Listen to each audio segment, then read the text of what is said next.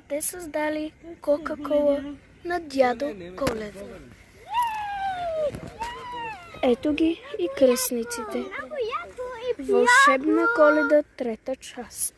След малко ще се появи и кръстницата. И кръстницата. Сега ще ви кажа колата. Кока-колата на дядо. Кока-колата на дядо Коледа. Ние сме я създали. Лично ние сме създали Кока-колата на дядо Коледа. Тя е с вълшебен дух. Вкусна, сладка.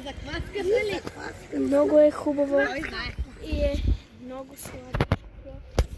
Може да си я вземете, може да си я вземете навсякъде с вас. Може да я вземете навсякъде с вас. В морето.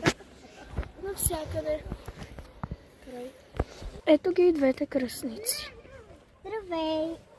И коледната Кока-кола.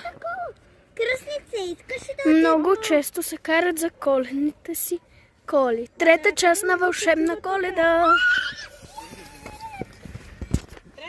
Кажете чао! Чао!